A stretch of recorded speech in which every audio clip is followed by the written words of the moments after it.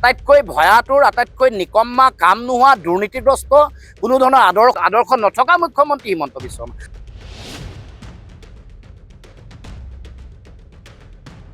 মুখ্যমন্ত্ৰীৰ কথাত গুৰুত্ব দিব নালাগে। মুখ্যমন্ত্ৰীয়ে কি কথা কয় নিজেই নাজানে।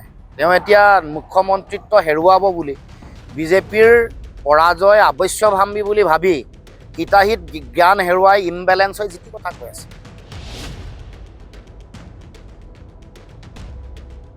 যুঁজৰ সময় এতিয়া এনেকুৱা কোনো নেৰেটিভ বিজেপিক দিব নালাগে, এনেকুৱা ধৰণৰ কোনো স্কোপ দিব নালাগে যিটো কথাক লৈ তেওঁলোকে প্লে কৰিব পাৰে। কাৰণ তেওঁলোকৰ হাতত পইচা আছেই, তেওঁলোকৰ লগত প্ৰশাসনক তেওঁলোকে ব্যৱহাৰ কৰে, তেওঁলোকে নিৰ্বাচন আয়োগক নিজৰ ধৰণে ব্যৱহাৰ কৰিবলৈ চেষ্টা কৰে।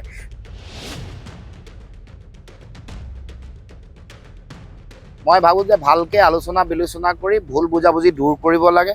ইগ' অহংকাৰ কিবা কিবি এনেকুৱা ধৰণৰ কথা বতৰাবোৰ যদি আহিছে এইবোৰ নাইকিয়া কৰিব লাগে। কাৰণ এতিয়া লক্ষ্য ব্যক্তিগত বা দলীয় কথা বতৰা নহয়, এতিয়া লক্ষ্য বিজেপিক সামূহিকভাৱে উৎখাত কৰা।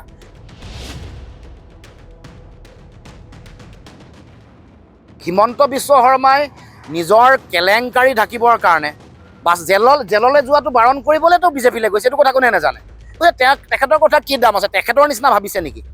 তেখেতে কোনো নীতি আদৰ্শ নাই। আছু কৰাৰ পিছত কংগ্ৰেছৰ লগত হলিগলি কৰিব, কংগ্ৰেছ কৰি থাকোঁতে বিজেপিৰ লগত হলিগলি কৰিব, আলফা কৰি থাকোঁতে চালফাগিৰি কৰিব।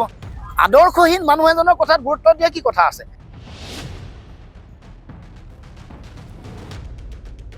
মুখ্যমন্ত্ৰীয়ে মই চেলেঞ্জ কৰিছোঁ, আদৰ্শ এটা আছে বুলি কওকচোন তেওঁৰ জীৱনত। কিবা যদি আদৰ্শ আছে, আদৰ্শ যদি আছে কেৱল মাত্ৰ দুৰ্নীতি কমিশ্যন চিণ্ডিকেট কৰা আদৰ্শ তেওঁৰ আছে।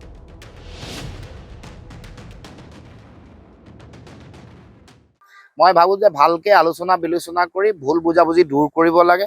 ইগ' অহংকাৰ কিবা কিবি এনেকুৱা ধৰণৰ কথা বতৰাবোৰ যদি আহিছে এইবোৰ নাইকিয়া কৰিব লাগে। কাৰণ এতিয়া লক্ষ্য ব্যক্তিগত বা দলীয় কথা বতৰা নহয়, এতিয়া লক্ষ্য বিজেপিক সামূহিকভাৱে উৎখাত কৰা। কি কাৰণে হৈছে এই কথা মই নাজানো, কাৰণ তেওঁলোকৰ দলৰ আভ্যন্তৰীণ বিষয়। লাগিব নেকি? নাই, আমাৰ ফালৰ পৰা, আমাৰ দলৰ ফালৰ পৰা তেনেকুৱা ধৰণৰ কোনো কথা নাই। কাৰণ ভোট বিভাজন নহ'বৰ কাৰণে মিত্ৰতাৰ কথা কৈ আহিছোঁ। ইয়াত দলীয় স্বাৰ্থটো গুৰুত্বপূৰ্ণ নহয়, মোৰ ব্যক্তি স্বাৰ্থটো গুৰুত্বপূৰ্ণ নহয়। বিজেপিক হৰুৱাবৰ কাৰণে আমাৰ হাতত কি ফৰ্মুলা আছে? মিত্ৰতা। ভোট বিভাজন হ'ব নালাগিব, সেইটো কথা আপুনিও বুজি পায়, ময়ো বুজি পাওঁ দলৰ সভাপতি হিচাপে, বা কংগ্ৰেছ দলেও বুজি পায়, বা যিকোনো ধৰণৰ এগৰাকী লেমেন সাধাৰণ নাগৰিকেও এইটো কথা বুজি পায়। যেতিয়াই বিৰোধীৰ মাজত ভোট বিভাজন হ'ব, ভোট ভাঙিব, তেতিয়া এই শাসকীয় পক্ষ অৰ্থাৎ বিজেপিৰ লাভ হ'ব, লাভান্বিত হ'ব। গতিকে আমি সেইটো ৰোধ কৰিবৰ কাৰণে সকলো ধৰণৰ প্ৰচেষ্টা অব্যাহত ৰাখিব লাগিব।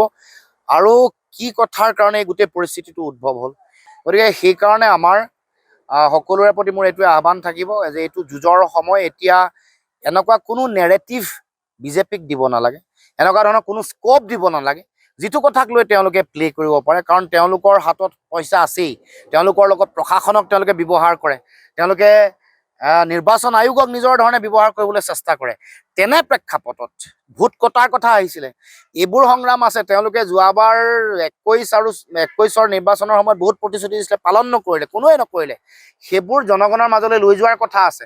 চাৰিওফালে কৰ কাটল, চিণ্ডিকেট, কমিশ্যন ৰাজ, দুৰ্নীতি, ভ্ৰষ্টাচাৰে আসন্ন সমাজ, মূল্য বৃদ্ধিয়ে বিপন্ন কৰিছে সমাজ, সাম্প্ৰদায়িকতাৰ বিভাজনৰ সংকীৰ্ণতাৰ ৰাজনীতি, দেশৰ সংবিধান গণতন্ত্ৰ সংকটত। গতিকে তেনে সময়ত আমি সকলোৱে দায়িত্বশীল এগৰাকী ব্যক্তি, এটা ৰাজনীতিবিদ হিচাপে কাম কৰিব লাগিব। মুখ্যমন্ত্ৰীৰ কথাত গুৰুত্ব দিব নালাগে। মুখ্যমন্ত্ৰীয়ে কি কথা কয় নিজেই নাজানে। তেওঁ এতিয়া মুখ্যমন্ত্ৰীত্ব হেৰুৱাব বুলি বিজেপিৰ পৰাজয় আৱশ্যভাম্বী বুলি ভাবি হিতাহিত জ্ঞান হেৰুৱাই ইমবেলেঞ্চ হৈ যি কথা কৈ আছে, যি বকি থকা আজিও দেখিছোঁ। আগতেও তেওঁ যিকোনো সভাতে আপোনালোকে চাওকচোন, এগৰাকী মুখ্যমন্ত্ৰীয়ে যিবোৰ কথা ক'ব নালাগে সেইবোৰ তেওঁ ভাবে যে ক্ষমতাই তেওঁৰ সৰ্বোচ্চ, সেইকাৰণে আদৰ্শ নাই তেওঁ কিবা আদৰ্শগত কথাত বিজেপিলৈ গৈছে নেকি? এতিয়া যে ইমান আদৰ্শৰ ডাঙৰ ডাঙৰ হীৰা ফুলাই কথা কয়, তেওঁ লুই বাৰ্জাৰ কেলেংকাৰী, এই গোটেই ডিমা হাছাও কেলেংকাৰী, কিবা কিবি কেলেংকাৰীত CBI তেওঁক তদন্ত কৰি তিহাৰ জেলত দিব বুলিহে তেওঁ ৰাম জাপ মাৰি পিনে বিজেপিলৈ গৈছে। তেওঁৰ কথাৰ কোনো মূল্য নাই, দাম নাই, আৰু মুখ্যমন্ত্ৰীৰ কাৰণে উপযুক্ত নহয় বুলি ইতিমধ্যে তেওঁৰ কাম কাজে তেওঁ প্ৰমাণ কৰিছে। হিমন্ত বিশ্ব শৰ্মাই নিজৰ কেলেংকাৰী ঢাকিবৰ কাৰণে বা জেললৈ যোৱাটো বাৰণ কৰিবলৈতো বিজেপিলৈ গৈছে, এইটো কথা কোনে নাজানে। তেখেতৰ কথা কি দাম আছে? তেখেতৰ নিচিনা ভাবিছে নেকি? তেখেতে কোনো নীতি আদৰ্শ নাই। আছু কৰাৰ পিছত কংগ্ৰেছৰ লগত হলিগলি কৰিব, কংগ্ৰেছ কৰি থাকোঁতে বিজেপিৰ লগত হলিগলি কৰিব, আলফা কৰি থাকোঁতে চালফাগিৰি কৰিব। আদৰ্শহীন মানুহ এজনৰ কথাত গুৰুত্ব দিয়া কি কথা আছে? তেওঁক চাওকচোন এটা আদৰ্শ জীৱনত স্থিৰ কৰি ৰাখক, আদৰ্শ জীয়াই ৰাখি ৰাজনীতি কৰি দেখুৱাকচোন। হিমন্ত বিশ্ব শৰ্মাৰ দম আছে যদি, কাইলৈ AIDF-ত যদি শক্তিশালী হয় AIDF জইন কৰিব, কাইলৈ ৰাইজৰ দল শক্তিশালী কৰিলে ৰাইজৰ দল জইন কৰিব। তেওঁ নিজে ক্ষমতাত থাকিব লাগে, দুৰ্নীতি কৰি চিণ্ডিকেট কৰি কমিশ্যন লৈ নিজৰ জীৱন গঢ়িব লাগে, নিজৰ ঘৈণীয়েকক সুখী কৰিব লাগে আৰু নিজৰ পুত্ৰক কোম্পানী মালিক কৰিব লাগে। উজনি অসমৰ তেওঁ বাগানৰ মালিক হ'ব লাগে, তেওঁ TV চেনেলৰ মালিক হ'ব লাগে, পেপাৰৰ মালিক হ'ব লাগে, তেওঁ স্কুলৰ মালিক হ'ব লাগে, ৰিজৰ্টৰ মালিক হ'ব লাগে। তাত বাদ দি অসমৰ সমস্যা জাতীয় বিষয়ক লৈ হিমন্ত বিশ্ব শৰ্মাৰ কি কাম কৰিছে কওকচোন? গতিকে এইবোৰ কথা মুখ্যমন্ত্ৰীয়ে মই চেলেঞ্জ কৰিছোঁ। আদৰ্শ এটা আছে বুলি কওকচোন তেওঁৰ জীৱনত, কিবা যদি আদৰ্শ আছে, আদৰ্শ যদি আছে কেৱল মাত্ৰ দুৰ্নীতি কমিশ্যন চিণ্ডিকেট কৰা আদৰ্শ তেওঁৰ আছে। দম নোহোৱা, কোনো ধৰণৰ দম নাই, কোনো সাহস আছে নেকি হিমন্ত বিশ্ব শৰ্মাৰ? একো দম নাই।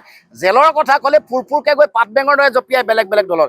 এতিয়া চাই থাককচোন, যদি কংগ্ৰেছ চৰকাৰ আহে কেনেকৈ দিল্লীত গৈ ভৰিত পৰিবগৈ, কেনেকৈ ৰাহুল গান্ধী, সোনিয়া গান্ধী, প্ৰিয়ংকা গান্ধী কেনেকৈ চুচৰি গৈ ভৰিত পৰিবগৈ জেল যোৱাৰ যেতিয়া।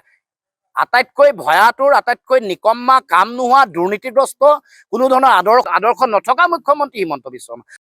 কেন্দ্ৰীয় নিৰ্বাচন আয়োগ যিটো মূল সংস্থা অসমলৈ আহিছে, যিহেতু অসমত স্পেচিয়েল চামাৰী ৰিভিজন চলি আছে আৰু নিৰ্বাচন খুব সোনকালে অনুষ্ঠিত হ'ব।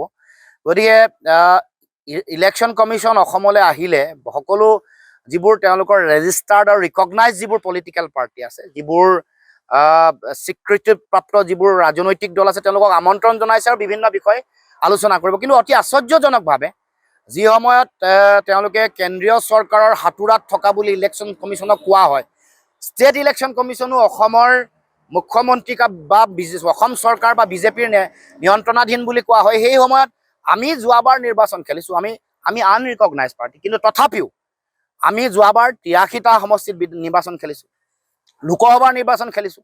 অসমৰ সমাজ আৰু জাতীয় জীৱনত আমি ৰাজনৈতিকভাৱে কাম কাজ কৰি আছোঁ, আমি বিভিন্ন ধৰণৰ বিষয় উত্থাপন কৰি আছোঁ। গতিকে আঞ্চলিক ৰাজনৈতিক দলৰ প্ৰতি বিজেপিৰ যিটো দৃষ্টিভংগী ইলেকশ্যন কমিশ্যনে এইটো কেৰি কৰা ধৰণৰ আমাৰ অনুভৱ হৈছে।